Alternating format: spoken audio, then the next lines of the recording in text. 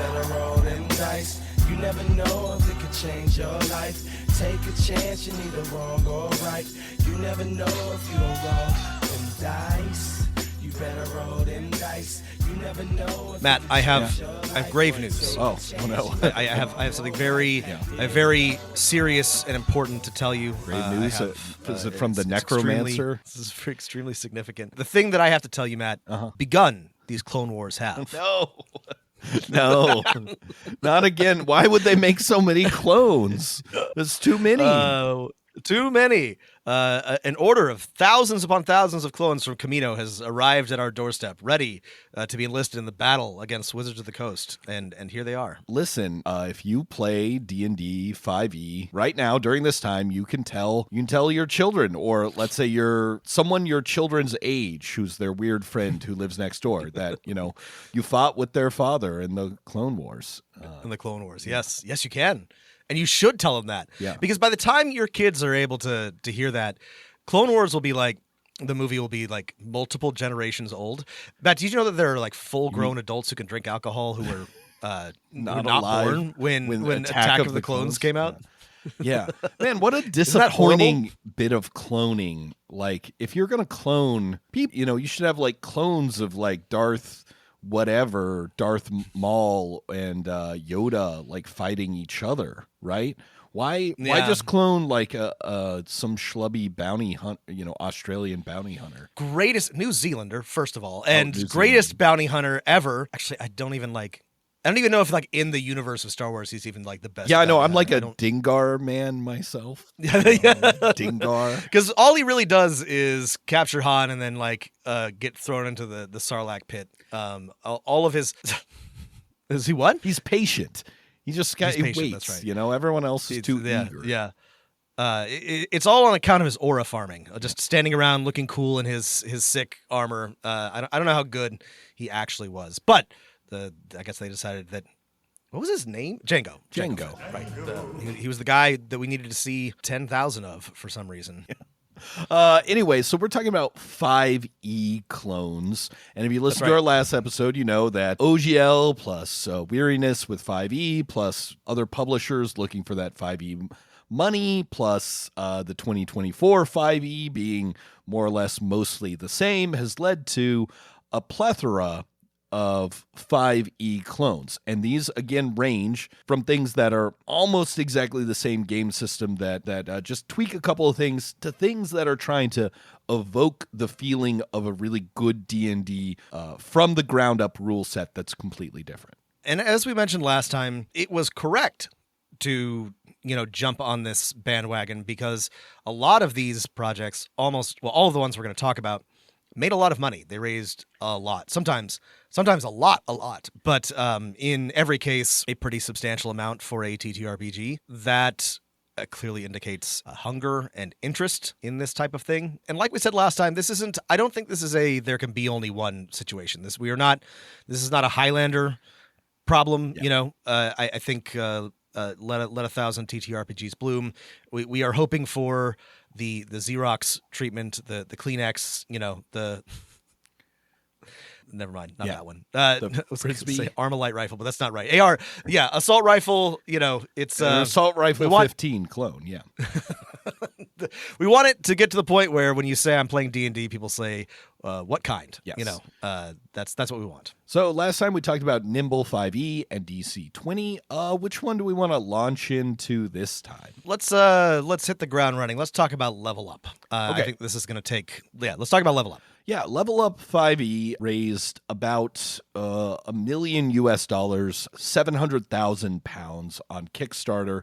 I think last year, 2024, and it is 2023. This one's been around for a while, and this is from some people attached to Ian World, so some real veterans, TTRPG forums and news and 5e design, and it was marketed as, do you want more advanced? Do you want AD&D for 5th edition? Do you want more options, more stuff? Do you want a more complicated version of 5th edition? Yes, that's what we got, right? If you're curious about this one, I would say This is the one that if you're like, I find D&D character creation lacking. I know there are people out there who that is their immediate dissatisfaction with 5e. This is a system designed to fix that. On my list, but it is there. Yeah. That is something that I don't love about 5e at this point. So, this was of interest to me for that reason. I do sort of miss the crunchiness of certain 3.5 character creation rules. I would say that if you're looking for other big picture things about level up 5e, is that in addition to more detailed character creation rules at every step along your path as characters, they've also redone a lot of actually how the game works. It's still very, very recognizable as 5e, but a lot of little things work differently. Everything has been rewritten. Not everything, but a lot of things have been rewritten. I want to open our discussion of Level Up 5e by saying that this book is 700 pages long. Rob, it's only 659. Come on. Okay. Only a 600 That's just there's also the monster guide too. That's right. That's just the core rules. And the DM's guide. The core rules are 659 pages long. I think when you add in the other two books, you're at 1,000. You're hitting 1,000 pages. Yeah. Here's my feeling about that. I've read thousands of pages of things that did not need to be thousands of pages and did not deserve my reading of them before, which is not necessarily the case here. So it isn't a problem in and of itself that there's 1,000 pages here.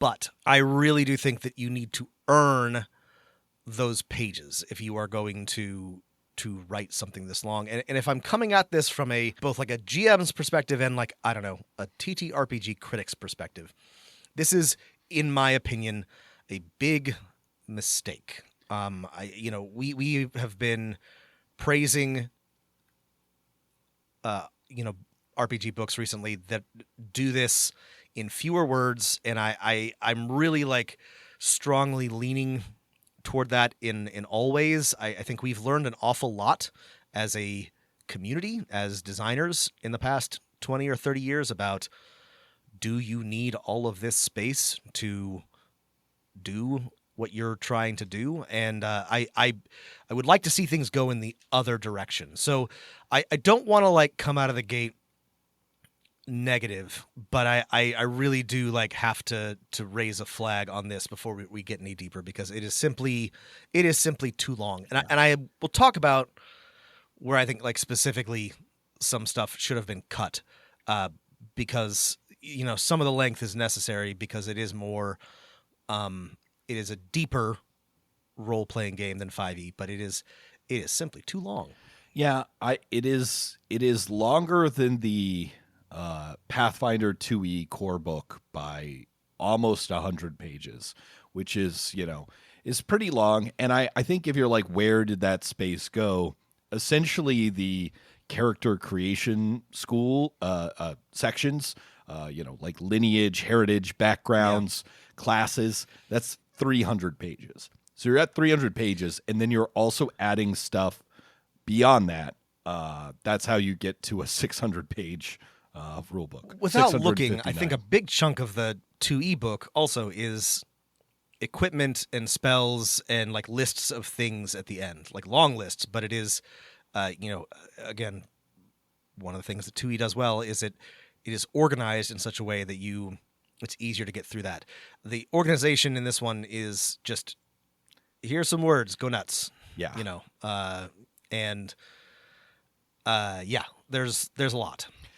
Here's a thing I want to praise about how a lot of the character building things, and so there's a bunch of stuff with other optional rules and the way what is essentially ancestry and background in D&D gets broken up into other things. We can talk about those in a second. But the core of this book is the classes. And they did something that I think I like. You and I have long agreed that one of the most fun character classes to play and to build is the 5e Warlock. Because it's got a simple core, and then you get to like just kind of pick little wacky things, like little wacky features, right? They're invocations. And they've given every class that treatment. And from a design principle, I like that. Yeah. Every class gets invocations. Yes, that's right. Basically, every class has their own, some kind of version of invocations. And I do, from a design perspective, I think this is neat. I think that the Warlock is the best design and the most fun 5e class. It has lots of choices that are flavorful, but not overpowered. And each individual Warlock can be very, very different. And I like that. The upshot, downshot is that it is complicated. There's like a lot more in Level Up to know about and read through. But I think that I agree with Matt. The end result is the classes are a lot more interesting and they have a lot more to do. Yeah. I mean, the downside of this is in the details. Not all of them are as good as the like core set of Warlock invocations. And of course we have blindsiders on because I'm sure there are some Warlock invocations that are just stupid and uninteresting for character building, some but of them we've stupid. forgotten about them, right? And with these, we're seeing them fresh. I've turned to a random class. It's the Ranger. One of the Ranger tricks or knacks, they're invocations, the things you get along the way as you level up, is Huntsman. When you use the Hunt and Gather journey activity, you gain advantage on your survival checks. Is that interesting? Maybe. I don't think so. Not in the same way as, you have the Devil's Sight or Agonize, the Repelling Blast or something like that. There are definitely some dud Warlock invocations, but I do think that based on my cursory examination of the level up classes, that there's just a lot more like cruft. This was a big problem in 3.5 is that there were a lot of trap options, beats and abilities that if you didn't know better could really like tank your character. And my feeling is with level up is that the problem is similar, that if you aren't careful and you don't know what you're doing, that you're going to end up with there are some much more optimal abilities than others.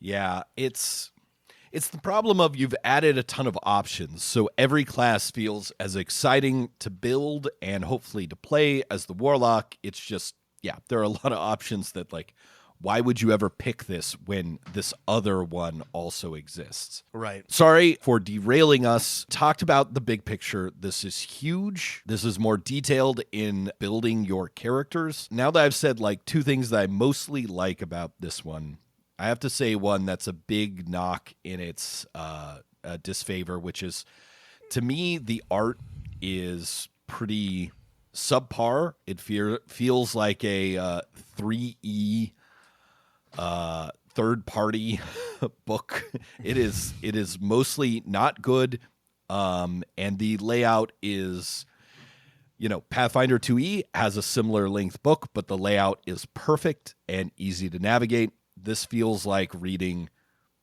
600 pages of home brewery. Yeah, the art is very inconsistent. Some of it is not bad. A lot of it is pretty low quality.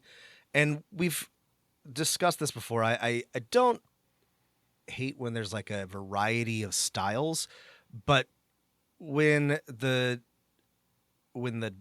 delta in quality is so substantial, that is sort of like jarring to me. And the layout is not great. And I think this is a part of the problem that makes it 659 pages long, is poor layout and also questionable layout decisions. An example of this. Yeah, there's like talents that are split among 2 pages, like, splitting features, like it's not good. Yeah. An example of this that would have saved, a few dozen pages is that there's a spell list at the end of every class, which is something that 5e or that Wizards has done before, but is not necessary, right? You can there are better ways to organize and show your class spells.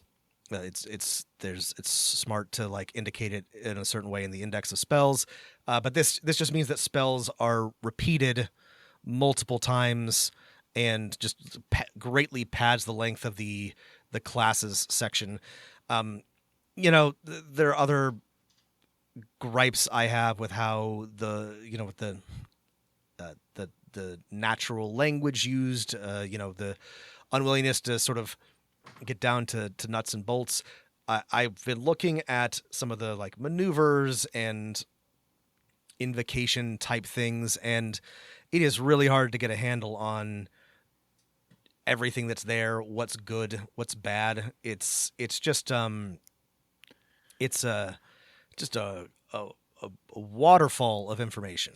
Yeah, I think I don't know. I feel like if you're not going to have the like layout chops and the art chops where like most art is just a character standing there or something like that, right? Then you can't. Those are the barriers to making a 600-page role-playing book. But we're not opposed to a 600-page book. You just like you've got to have the best layout person in the biz if you want to do it. That's what I'm saying. You need to earn that length. It needs to be really good. And I feel like this is unfair, but I'm gonna do it anyway because I think it's a thing that we should, I don't know, draw attention to, or I think it's worth discussing. But like, as we mentioned, this raised over $1 million. Depending on exchange rates. Exchange rates.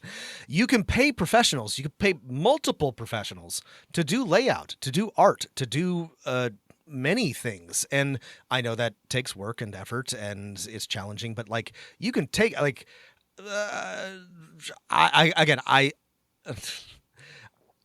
maybe I have like a little project manager brain, but like I feel like you could spend like a tiny fraction of that money, still pay your team well for the work they put in designing this, and like get a really nice like polished book out of it. And I don't know why they didn't. Same with DC-20. There was the same. That one's not done though. Sorry. So to be fair, DC-20 is technically still in beta, so they have time. Now let me switch back to something I did like about this, which is building your character, not just the class thing. I think if you ask me, okay, 5e's got this, you pick a species and you pick a background. How would you actually want to do this logically if you were still within that framework but kind of starting over? And I think the answer I would pick is the system Level Up chose, which is you have a heritage, as in who are your parents, a culture where you grew up, right? And there's like a suggestion like, okay, hey, if you're a dwarf, this might be the default, idea for a deep dwarf or something. What was your occupation? Like, what'd you do before you were adventuring? And what do you want, like, your destiny to be? What is your personal story? Is it chaos? Is it seeking knowledge? Like, what's your goal? And so we divide this 2 thing into a 4 thing that, like, both makes sense, avoids some of the weirdness of 2014 5e. And it just seems logical to me. Yeah, doesn't Pathfinder do something similar? Other games have done this, but I think this is Pathfinder does. I think this almost is the same thing. Critical going forward, in my opinion, and also just like more interesting to divide these things up and allow for a little bit more complexity in species and culture. A lot of thought has gone into origin, which I do also appreciate. Now, the downside to this is that you tend to get 2 or 3 things from each of these 4 options you pick at character creation before you even get to class. So your level 1 character is going to have like a ton of like little features from each of these. And the thing is, kind of like the background characteristics or species characteristics, none of them are like super transformative in how you play the game. They're all kind of little flavorful things that a couple will help you in like combat or exploration or adventuring life. But your character sheet will be filled up with a lot of shit before you've even begun. And I think if I was doing this, right, which I'm not, so it's bad comparison to make, is just like each of these is just like one thing, like one skill. Like they don't even need to be a new set of rules for me. It's just like pick a skill. This background gives you a skill proficiency or whatever. Yeah. I also I don't know how much this matters, but I feel like it is going to be impossible to catch broken combinations and builds ahead of time with this system, more so than in 5e. I don't see that. It's just too complex to really like know without like theory crafting everything, like what sort of insane things that you can just out of the gate do. Yeah. I did not like try to build a broken character, but my sense was after reading this, if the thing you were worried about 5e is the fact that if you dip one level in sorcerer and then paladin and then like you can create this insane character, I don't care about this. But this will still have that. Oh yeah, for good or ill. Maybe that's what you like, and maybe that's what you're looking for. But yeah.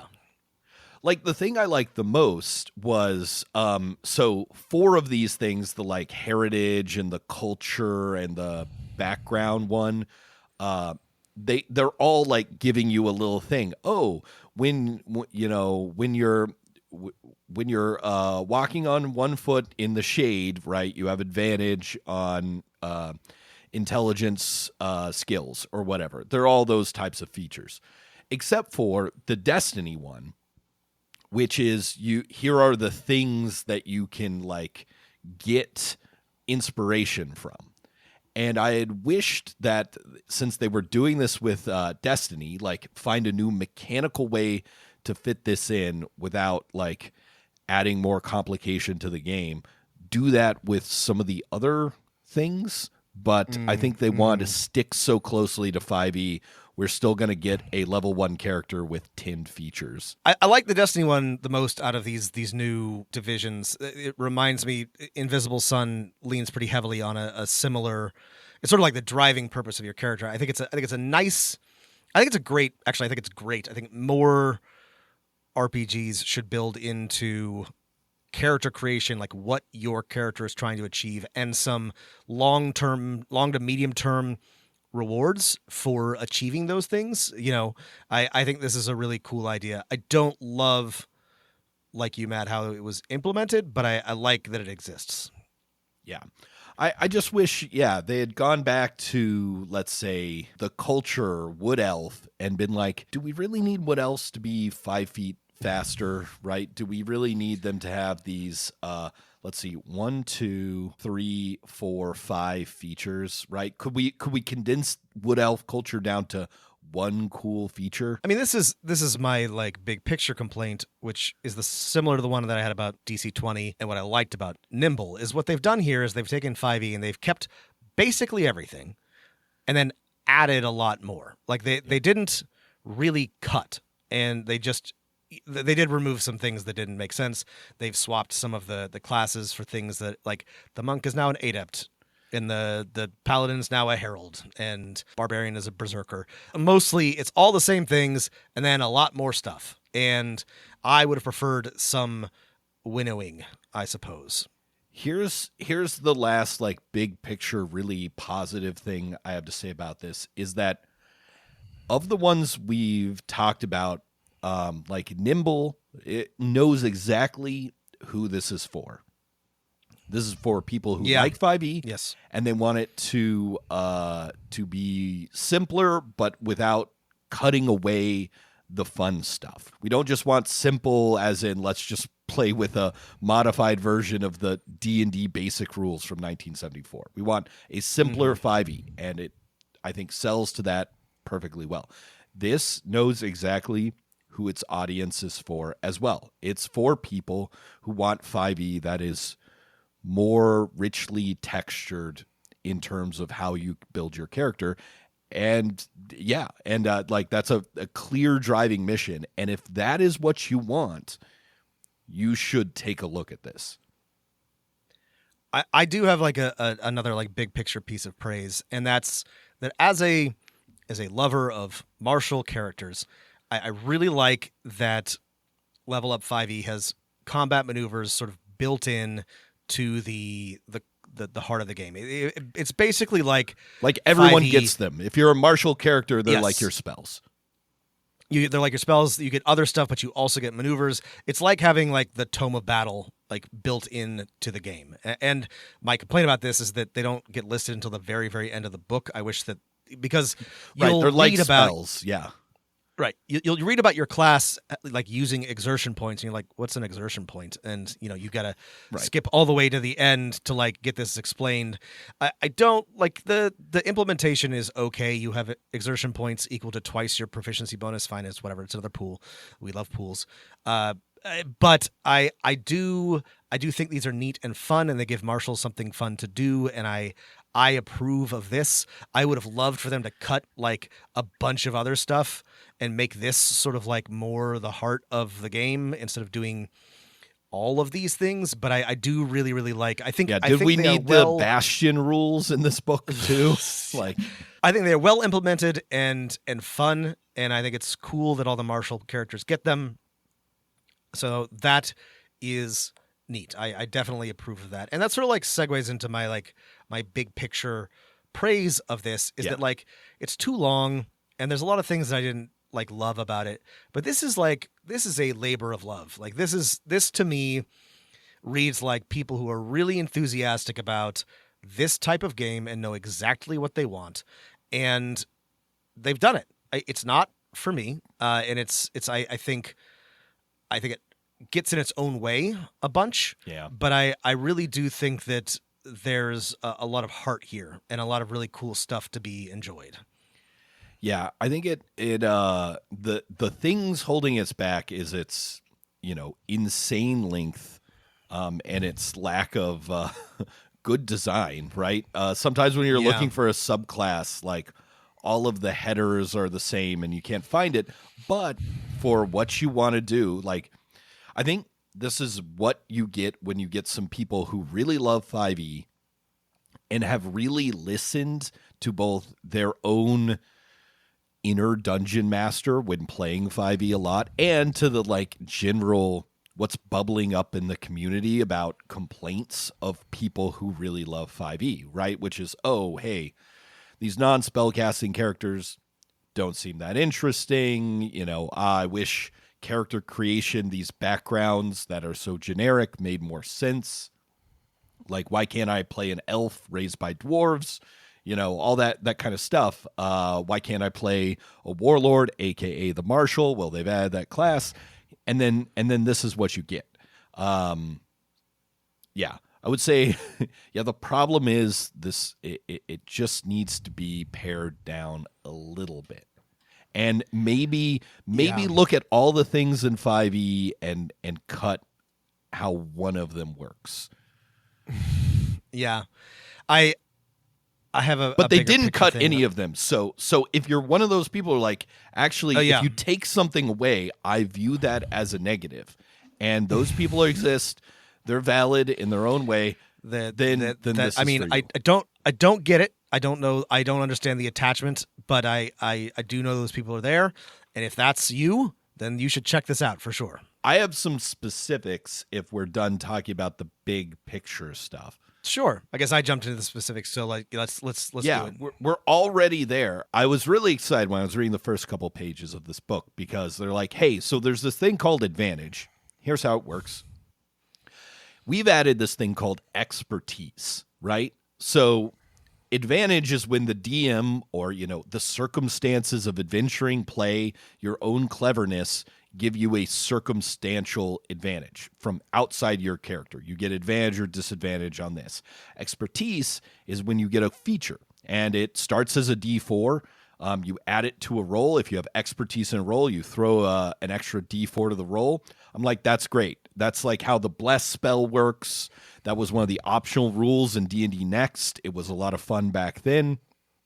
And then if you get expertise a second time, that D4 turns into a D6, and that D6 into a D8, et cetera, et cetera. I like that in theory a lot. And then I was reading through the book, and there's still a million class features that just give you advantage on things. So I feel like expertise was underused. I agree. Yeah. I also liked that. If you're gonna come up with a big design philosophy like this, you gotta stick to it, or at least tell me why you didn't stick to it, right? Like, yeah. I mean, yeah. And again, I'm fine with like a specific spell. If Blur gives attackers disadvantage against you, that's fine. Blur is very specific, right? But like, there are so many features that are just like, you have advantage in this skill check. Okay. I'm like, well, the fun part of advantage, I think, is that at least in the first couple levels, there are very few things that just give you advantage. So it encourages players to be creative with the environment and the DM to reward thinking and just be like, here's advantage. But as you're always getting it from other sources, it takes away from its specialness. I really like these days. I want my design to make sense, to be simple if possible. I want to be elegant, I suppose, is a word we use a lot. And I gotta say, like, I didn't really love it, but like DC 20's, like, here's you get like multiple instances of advantage and disadvantage was weird and messy, but like it made sense. Like it had a sort of logic to it. And this expertise thing just feels like it's been sort of like grafted on to advantage and disadvantage. And instead of feeling like a clean, like neat, like new way to measure prowess, it's just like, here's another thing. It's just like another set of rules, another, die to keep track of. It doesn't feel pleasant the way that like, Pathfinder 2E, you get a bunch of like pluses, right? You just get a bunch of like bonuses, but every 5 points you get above the target number, like you have an additional effect, right? The pluses matter, and they need to be static for a reason. That's like a nice, like, elegant, like, it's complicated, but it makes sense, right? You know that like these numbers go up and you get better results up to a certain point. That's neat. This feels nebulous, and I like the idea, but I don't like how it's implemented, I guess. Imagine, if you will, designers that were not afraid to take something away from 5e. Yes. So, for example, you still have expertise die, but you also still have proficiency bonus, right? So not only are you adding an expertise die a lot of the time, you're still adding your proficiency bonus and, of course, your ability modifier. You could imagine a system that just converted all of those to a type of die, right? The elegance of the system is you're never adding numbers to things. You're just adding extra die to your roll. Yes. Would that work in practice? I don't know, but it would make more sense to me. I think it would make more sense. I think it'd be more fun and more pleasant. Matt, I don't like proficiency. I don't think it's a good rule. I have never liked it. I think it's like a Band-Aid that 5e used to make the numbers work. I do not like when one of my least favorite things with these clones is when they keep stuff like proficiency, like that. You don't need that. You don't need that. Right. Don't use that. Here's another, like, again, we're just spitballing here. We presented one way, just replace everything with dice, so people don't have to keep track of numbers and dice. Why not get rid of just proficiency and like level up people's ability scores, right? You get 3 abilities based on your class that are going to continue to go up as you level, right? By a +1 modifier, right? But yeah, we're not there on this particular clone. Let me this is yeah. Go ahead. Well, I was going to move to a different specific example. So No, but move to another specific example. Yeah. okay, like I agree that the martial abilities and the like weapon abilities are like very cool. I like them a lot. I think this is, unless I'm getting this confused with another one, this is one where like weapons can have like parrying and stuff, right? Yeah, I think so. Yeah, but like some of them are just like, this is from the Mist and Shade Martial School. Pickpocket, 1 exertion point. 3rd degree Mist and Shade reaction. You snatch something from your enemy. When a creature is within your reach, you can use your reaction to make a sleight of hand check against it. And then you have to go look at sleight of hand, right?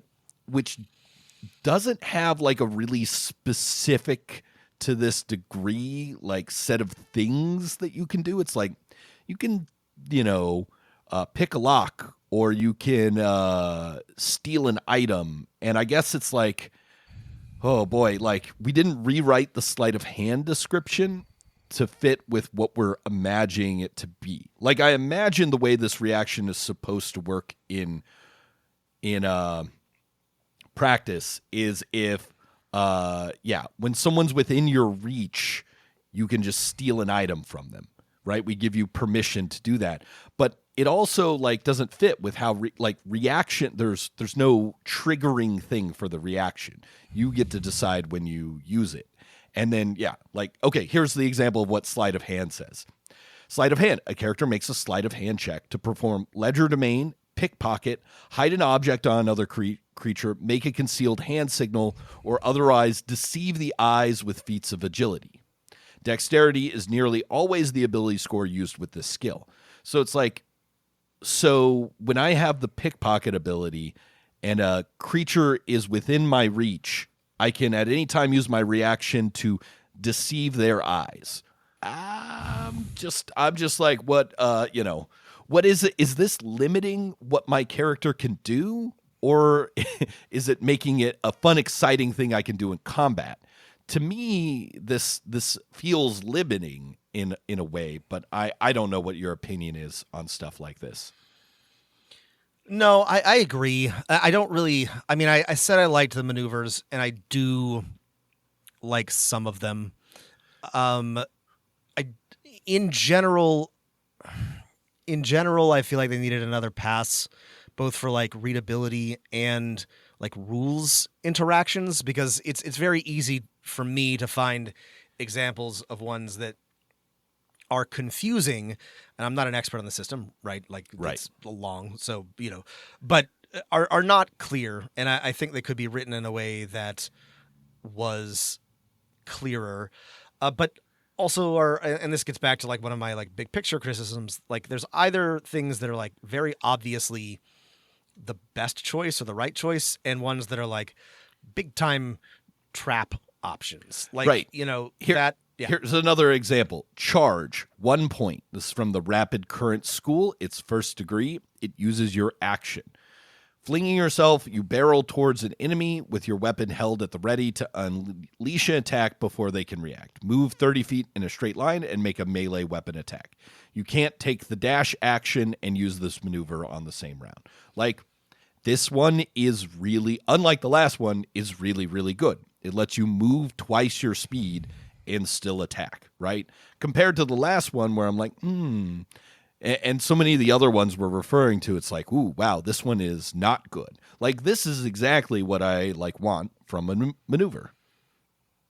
Yeah, but that's also just charge. That used to be just a thing that you could do. That's a great example. Here's a great example of, so that's a 1 point rapid current maneuver. Just on the next page, there's another 1 point rapid current maneuver called Speed over Strength. With practiced agility, you weave around an opponent wielding a more cumbersome weapon, quickly darting in to strike with a lighter armament. When a creature attacks you with a melee weapon that has the heavy property, or a large-sized or larger creature attacks you with a natural weapon, you can use your reaction to make a melee weapon attack against it using a weapon that has a dual-wielding or finesse property. Okay, so here's the thing. Yeah. That sounds neat, I guess. that one inherently limits you to having a dual wielding or finesse weapon on your person at all times, and it only triggers if you're under attack by somebody who's using a big weapon or a large sized creature, which may happen. It could, or Right. it might not happen at all. This is strictly, though, inferior to the one that Matt just described. Like, it is flavorful and thematic, but like this to me smacks of like a trap option. And I guess like what I'm saying is there's a lot of this. There's a lot of this, and it's not clear and not easy to pick up on the good choices, I suppose. I don't know. I think overall, the maneuvers, despite us bringing up two that like suck, and I think we could fairly say like, yeah, you can pick any 3 spells from any edition of D&D, and 2 of them will be way worse than one of the other spells of the same power level, and that's completely fair. I think all we're saying is that when you go at the king, like, you better not miss. Like this. That's right. Or if you miss, you better have a 1 point second degree reaction that lets you re-roll that miss and turn it into a hit, to use the parlance of this game system. Anyway, yeah. I would say the maneuvers are really interesting, and if you have wanted like Tome of Battle combat spells, this game has them. The spells are mostly the same. There's a lot that have like rare versions of the spells that are just slightly better. I thought that was neat, especially because it didn't take up much room, unlike the rest of this book. Yeah.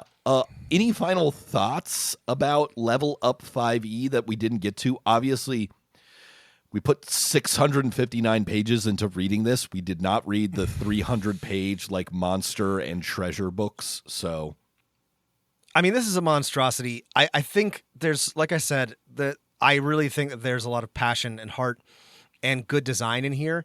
I think that the problem is that it's shackled to like the 5e chassis, that they weren't willing to get rid of some stuff. It's too long. It's too much.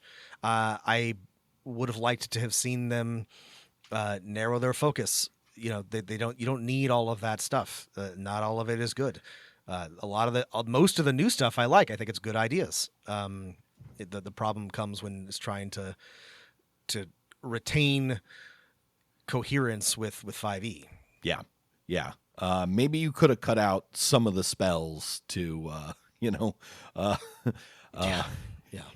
There is arcane muscles, the spell.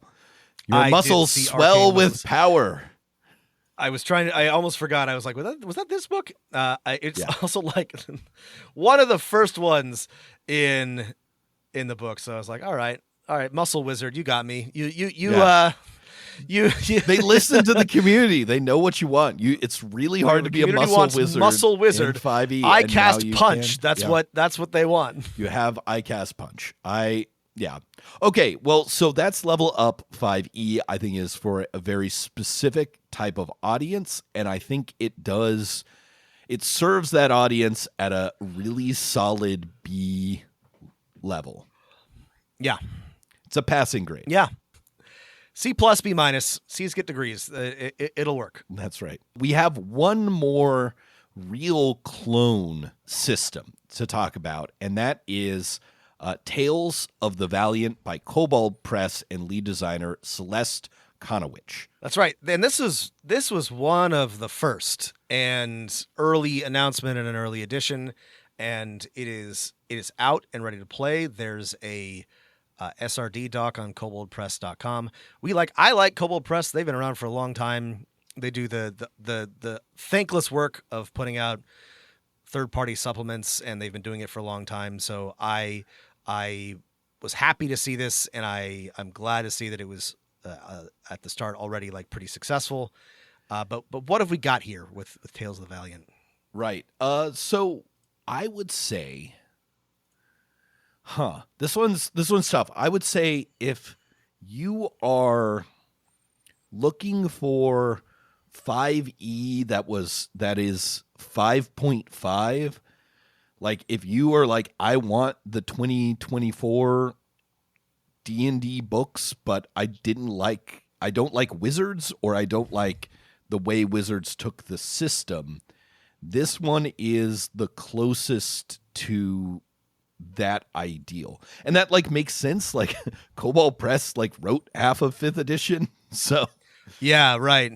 There's one, so we might as well just like start by talking about it. There's one really big, really small, and also really big change that Kobold Press made to 5e, because generally it's very much the same game. Like in terms of like the fundamental, like what's there, there's not much different. Like there's been some polish, and they've cut some things, and they've improved some spells and some class abilities, but it's I don't have a lot to say about that because it's not like a major change, but they have added one mechanic, and I think this is really clever because they've mostly kept the game close to 5e, but they've added one very simple mechanic that to me really like fundamentally changes the game in a positive way, and that's luck. I think this is really, really, really good, really smart. Yeah, the mechanic is not long. Would you let me see. I'm not on the luck page. Just read us how luck works. I will explain. It's very short. When you create your character, start with 0 luck. You gain luck in the following ways. Once per turn, when you fail to hit with an attack roll or fail a save, gain 1 luck. The GM can award 1 luck as a reward for a clever idea, excellent role-playing, or pursuing an interesting rather than optimal choice. The GM can award any amount of luck to 1 or more PCs for surviving difficult encounters or achieving story goals. You can have a maximum of 5 luck at one time. If you already have 5 luck and gain more, you must immediately roll a d4 and reset your luck total to the number rolled. You may spend luck for a 1-for-1 bonus to any check you make. For example, if you have 4 luck and roll a 13 on the die, you can spend 2 luck to make your result a 15. Alternatively, immediately after you make a check, attack ability or save, you can spend 3 luck to re-roll a d20 used for the check. Luck can't stop a critical miss or on a 1 or create a critical hit by adding up to 20, blah, blah, blah, so on and so forth. That's it. That's all there is to it.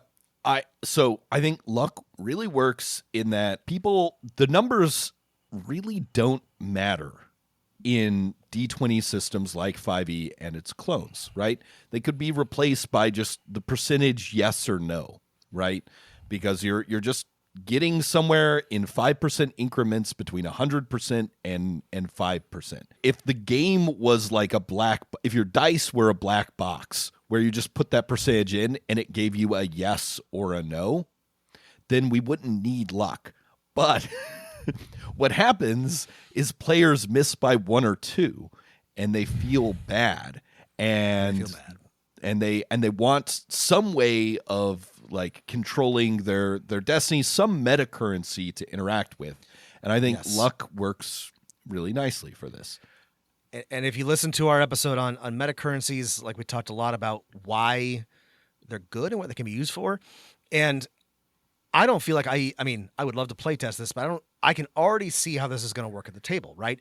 This is going to have the effect of rewarding and encouraging trying, right? You get luck when you fail.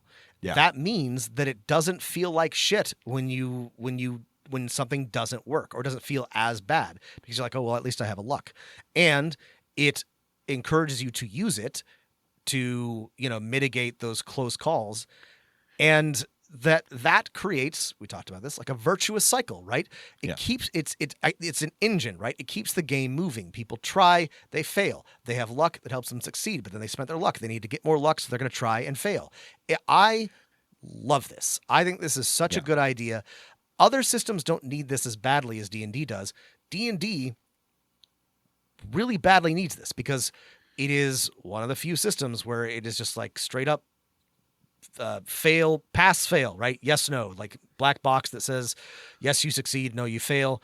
And it also feels especially punishing in D&D to like not do anything. Like you roll, especially on low levels, if you're like rolling to hit and you miss, that might be the only thing you do that turn. and that feels bad. But like luck really like helps deal with that. I think this is a really really smart mechanic that the Kobold Press added in. So when we read this, we like started reading this a couple weeks ago, I put this in my regular 5e D&D game, and you reading it pointed one thing out to me, which I was not running it as it works in Kobold Press. I was any check you fail, you get a luck, which is not. Apparently, it's just attack rolls and saving throws and saves.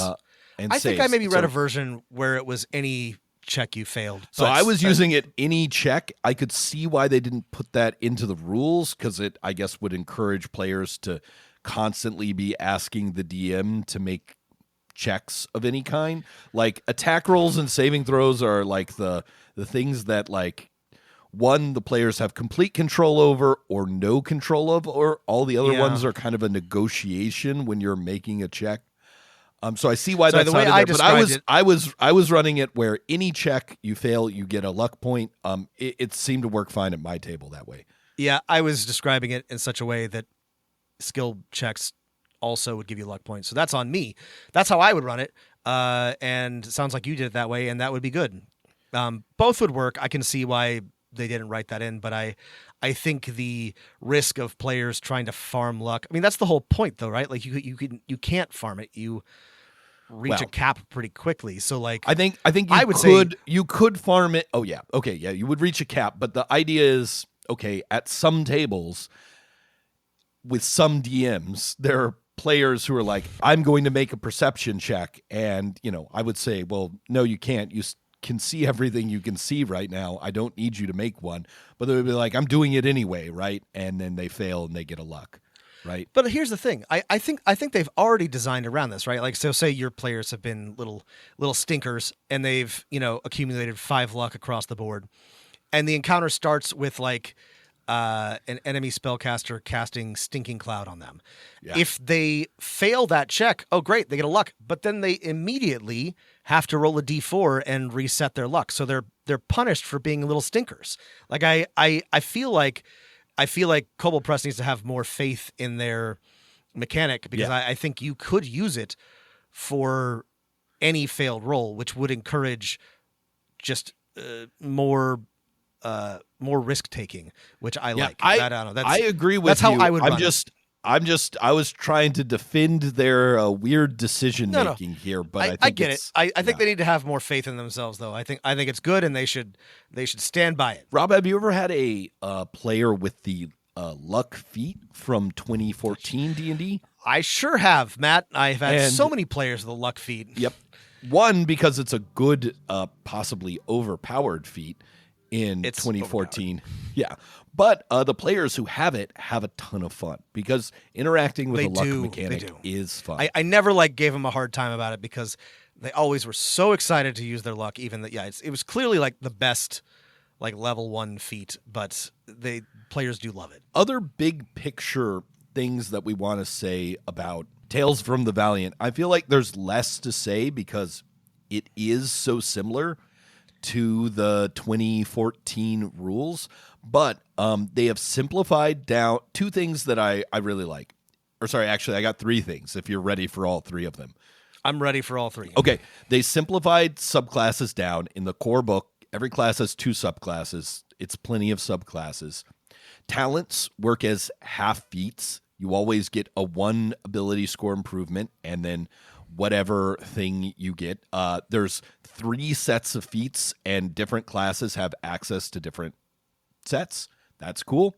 And then the third thing is that every weapon, and especially martial weapons, have a weapon option, which is a thing you can do with that weapon that's better than a normal, or has an advantage over a normal. It's a lateral move from a normal attack. And then martial classes get to use those weapon options as a bonus action, usually. I like this too. And the sort of from the big picture,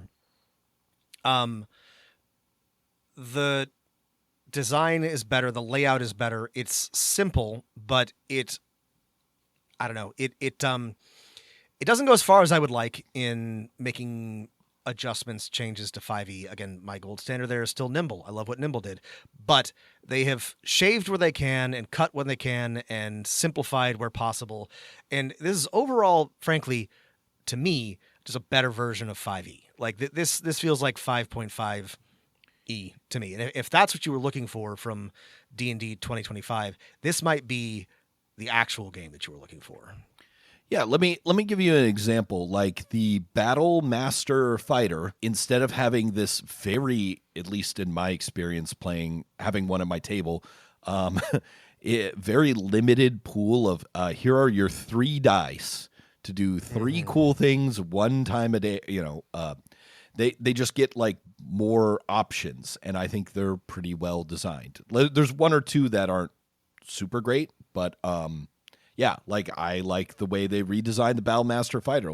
It's complicated without, or it's cool without just giving you a pool to burn through. I mean, there's a lot of that. A lot of things that are very familiar, but just slightly better.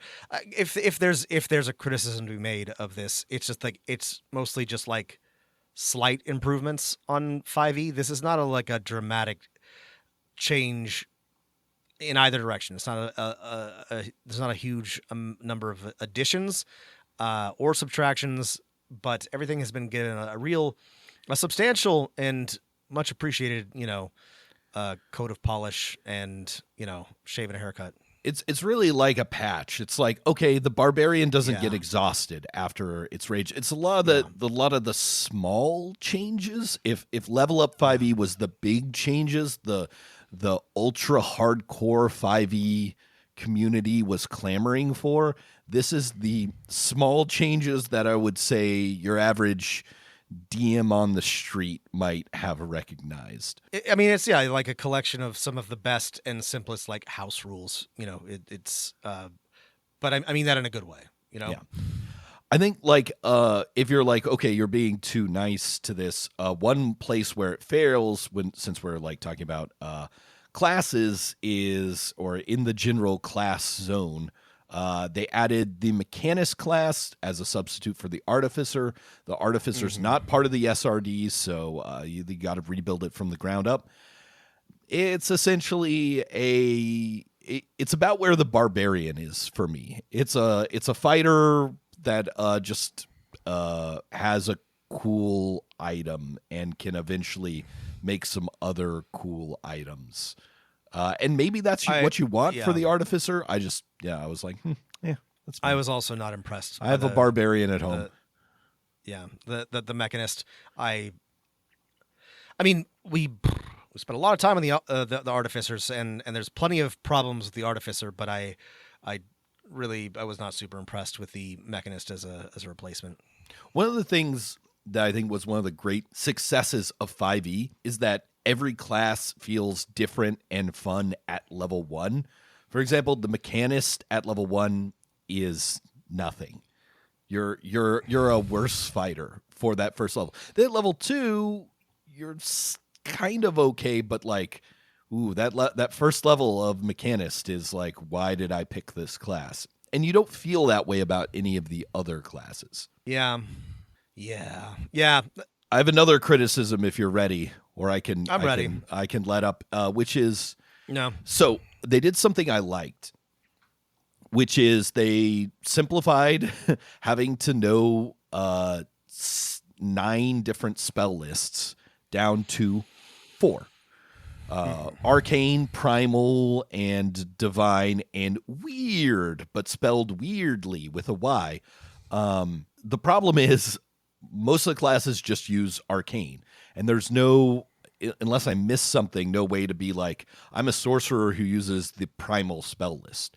The Bard, for example, just uses the Arcane spell list, which I think is like a huge buff to the Bard. They have access to the full set of wizard and sorcerer spells. And I was looking at the Weird list, which the only class that uses it is the Warlock.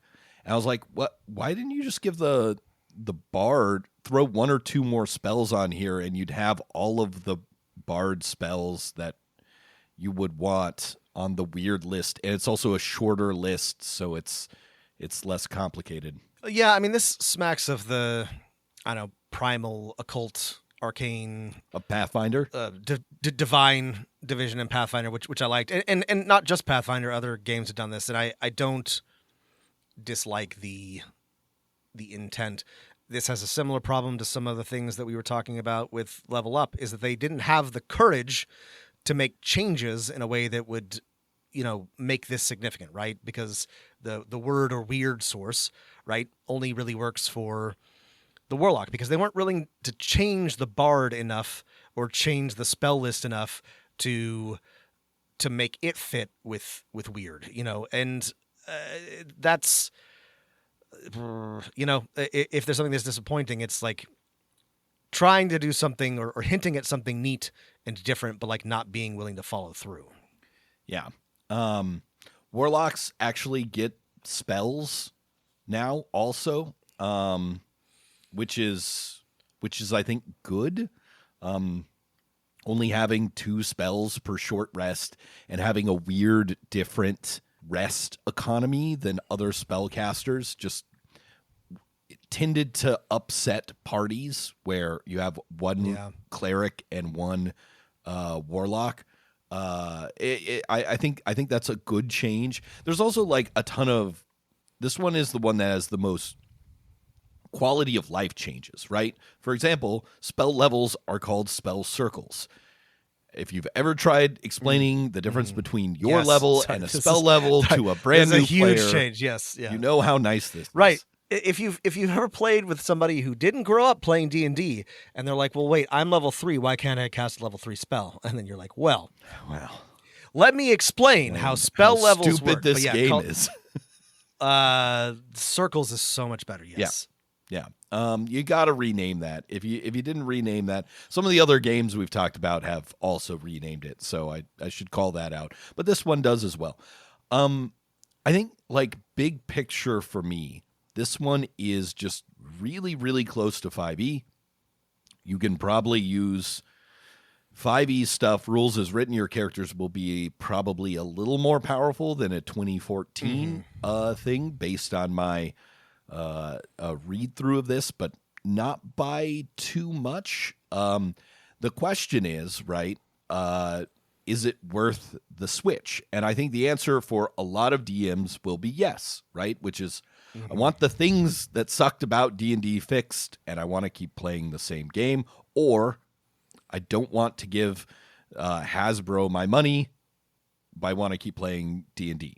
Well, here you go. Yeah, I mean, the clear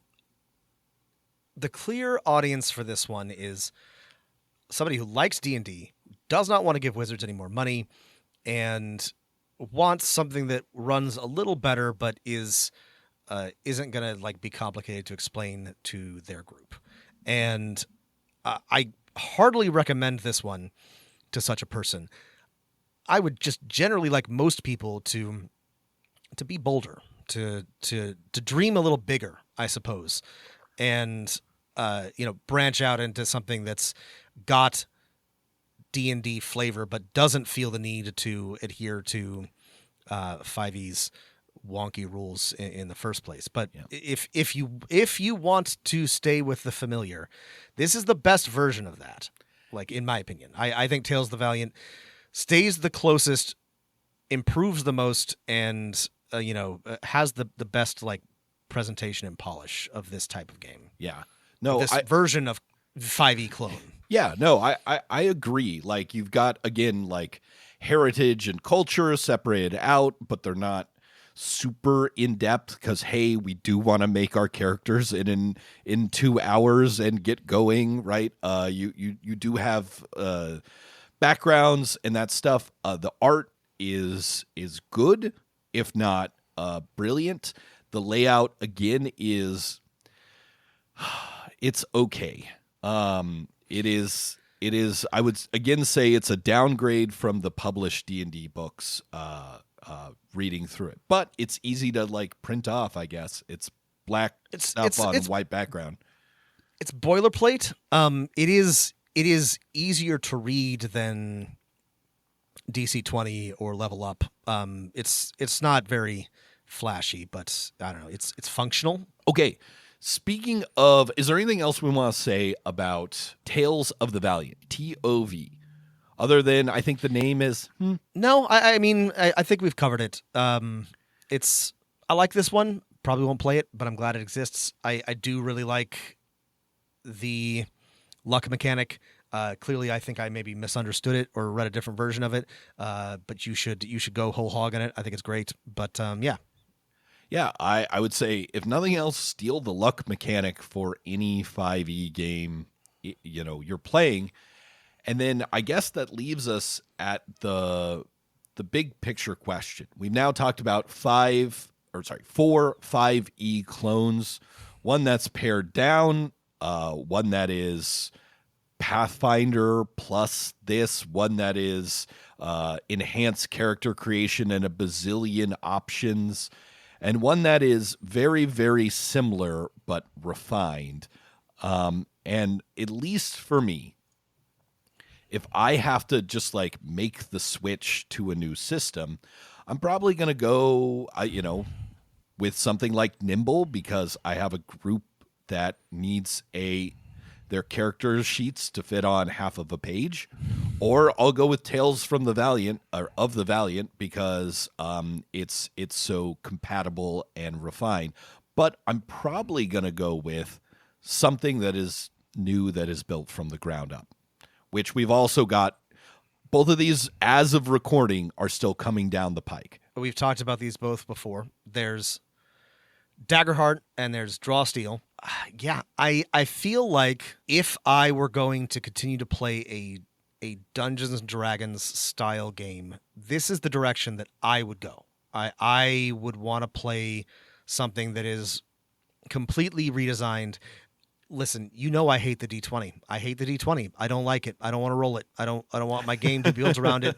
And the problem with all these 5e clones is that they don't get away from it. And Daggerheart and Draw Steel do, at least like in some respect. And yeah, I think that there are more games that adhere to the spirit of D&D while like unshackling themselves from the rules that are worth your consideration if you're a fan. I think Pathfinder 2e is a great example. I think Draw Steel, Daggerheart, these are games that have the ethos of D&D at their heart, have the style of play down, but like they're not bound to the decisions that were made 50 years ago. Yeah, maybe one or both of these. Insurance adjuster's basement. Right. Weird wargaming bros, right?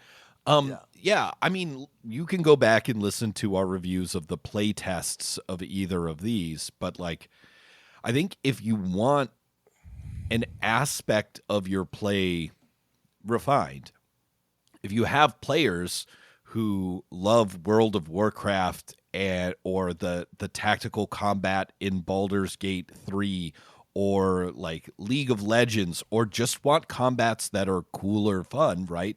Draw Steel will one day, very soon, be sitting there right for you. And from the direction we saw that was going, it seems like it's going to give you those things while retaining, as Rob said, the ethos of Dungeons and Dragons. And if you want fights where your characters feel things, like in I wouldn't say in the Critical Role show, but in the like Critical Role TV show, where like characters are like, oh no, I feel bad in this fight because something's wrong, then maybe Daggerheart is for you. And we specifically steered away from things like Dungeon Crawl Classics or Shadow Dark in this review because those are not 5e clones per se. They are D&D clones. They're just not 5e. They're D&D clones. But even so, like especially people who just want like they're like, oh, I want to do D&D. I want to do dungeons. I want to, fight goblins. I'm like, I think you might have more fun with something like this than with 5e. And yeah, I like this is the big picture problem with these 5e clones in my opinion, and we kind of been dancing around this for 2 episodes, is clearly there are people who want this, but like, I think that I think that, sorry, please forgive me for making assumptions about strangers on the internet, but like, I think they want this, but I think what they actually would enjoy more is one of the many better games that we have just described that don't feel the need to stick to the formula quite so strongly. And maybe I'm wrong. Maybe people really do love 5e, but the reason why I'm comfortable saying that is, God, we've read so many fucking RPG books, Matt. I've read so many, and I'm as close as you'll ever get to an expert. And I don't think there's anything very distinct or memorable or important about 5th edition. Like, at this point, it is not something that needs to be saved or stuck to. Like, almost everything that you can get out of it, you can get the same thing, but it works better, has fewer rules, and is better written, somewhere else. Yeah. It is useful to remind oneself that for some people, not all of them, that 5th edition, it wasn't the system itself. It was that lightning in a bottle moment of more people playing D&D. And I think, and again, that's something that 5th edition wanted, clearly, and that's something that I want too. Right, is showing up and there being lots of people ready to play at the bar's open game night, which, in 2014 did not exist. Yet within 2 miles of my house are 2 bars that have open D&D game nights that are well attended. It's amazing. Every community center in Portland has somebody's put up a sign, Wednesday night D&D or after school D&D. Like, that's great. And listen, there are people out there who are saying, like, if you play Dungeons and Dragons 5th edition, you are a bad person and you should feel bad. Oh. I am not saying that. You can have fun playing 5e. It's not what I would do, but I'm not like judging you for doing it. Rob, I'm using myself as a shield for your criticism in that I have a 5th edition game that still plays regularly, and we are not changing editions. So you can criticize, you can be anti-5th edition because I am 5th edition. Well, I was also specifically requested, a group of kids wanted me to run a 5th edition game for them, and I did, and it was fun. If they weren't like D&D, you couldn't sneak in Shadow Dark on them or Tales from the Valley. It was too late. One of the kids had already bought the books. Yeah, it was. But the thing is, it would have been so funny if you had showed up and been like, actually, you, child, are wrong. And you went on a 30-minute rant about system design. It would have been so 12-year-old is weeping. And this poor child with his, monster manual and, PHB and, all his little like figurines. I'm like, throw those away, kid. We're playing Shadow Dark. That would have been. Yeah. Anyway. Pull out. Here's the thing. I believe in all of you. I think you're all smart, intelligent, good looking, discerning people. And I want better for you. And I think that you can do better than 5e. But I'm not going to judge you for playing it, and I don't think it's wrong. But, what the cool thing about what we've been talking about is that there's lots and lots of options now that are better and that are very familiar and can maybe start to, like, move us away from 5e. Again, I think my conclusion is, in the words of the poet, I'm still going to keep drinking that garbage, It's like I'm still going to keep eating at McDonald's because, the thing is, if I am going to, I run other RPGs, plenty of them. If I am going to take the time and effort to make players learn new rules, we are going whole hog, right? We are going to Daggerheart, right?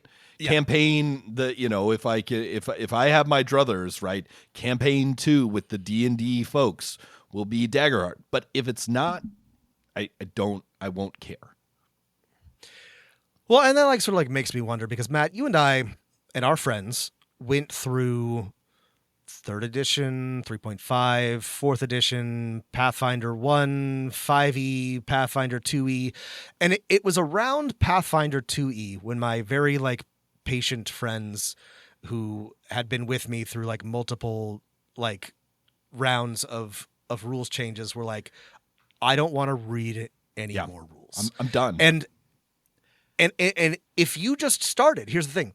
If you just started in 2014, 15, 16 with 5e, maybe you have a whole lifetime of rules changes ahead of you before you reach the point that I and my friends have gotten to. And you might look at Level Up 5e or DC 20 and be like, yeah, more rules. Let's do that. And if so, I think that's great, and you should. But I guess like the thing is, my players and I have, especially with D&D, have now gone through so many rules changes that, like you, Matt, if I'm going to make people learn any more new rules, we are learning new rules. Like, we're not going to learn like a variation on 5e. We are going to learn Shadow Dark. We're going to learn Mothership. We're going to learn Daggerheart. The slate is clean. We're not going from Coke to Coke Zero. We're brewing our own, iced tea. Precisely. Yeah. No, and I get it. This is a real phenomenon, right? People get stuck in a rule system. Sometimes it happens immediately because you love it so much, and that's great. Sometimes it happens from fatigue, where you've got 10 or 20 years of different editions built into your brain. And you're like, listen, we just got a handle on this one. I'm not going to learn another one that's almost the same but different. And that is, both of those are fine. Matt, people are still playing AD&D. People are still playing 3.5. My frustration with this is similar to my frustration with capitalism, for example. Okay. Like, yes. Here's the thing. No, bear with me. Bear with me. I'm on this ride. Capitalism has a lot of problems. It has a lot of positives too. Like, there's good and there's bad. I agree, Rob. Capitalism is better than feudalism. Your controversial take is a natural progression. Yeah. The scientific progression. The materials they must dialectically go in a direction. But like, you look around America today, and you see how we have organized our society, and my belief is that any person would look at that and say, well, if I were starting from scratch, this is not how I would do it, right? And now, we can't just snap our fingers and change everything, but I get frustrated sometimes because people are like, well, what's your solution? I'm like, I don't, just walk with me here, right? Like, right. There are problems, and I think that it's okay to acknowledge that, like, we wouldn't, if we were trying to design a society that doesn't suck shit, we would do it differently. This is, a problem that I have with a lot of TTRPG design. Yeah. Is like, yeah, okay, it's fine. This is what we've been playing for a long time. It's good enough, but like, we can snap our fingers and start from scratch. So you should periodically step back and be like, what do I want? What is the game that I want to play? Like, not what am I playing? Because like, the sunk costs of like, your group has all the 5e books is not the same as the sunk cost of like, our infrastructure is 100 years old, or like the Constitution 500 years of global oppression and suffering and accumulation, and it's status quo bias, right? Is like what this easier. Is. Yeah. I'm with you. Okay.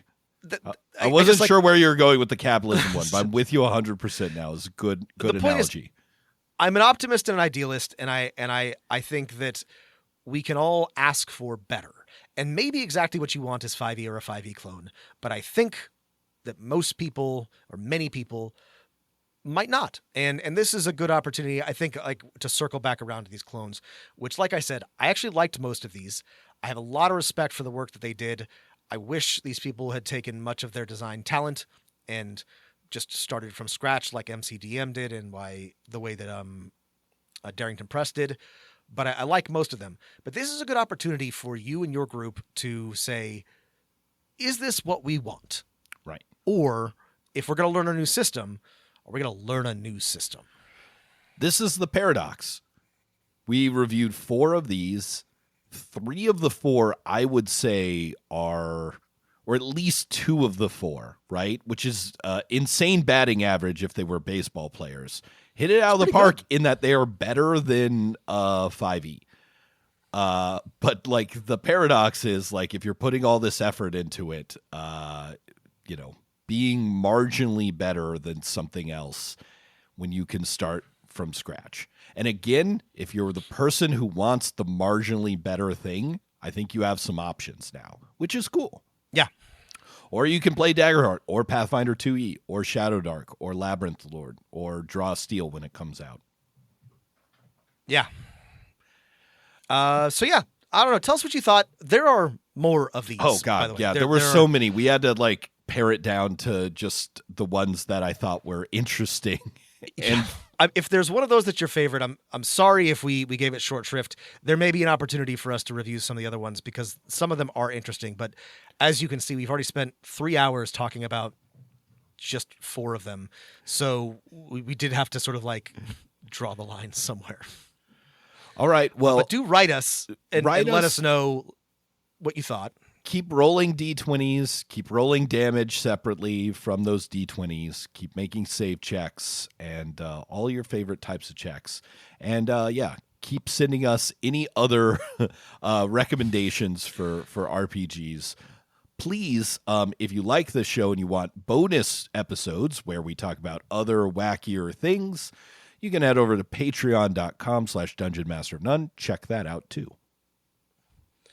You can write us at dameofnone@gmail.com. Please rate and review if you haven't already.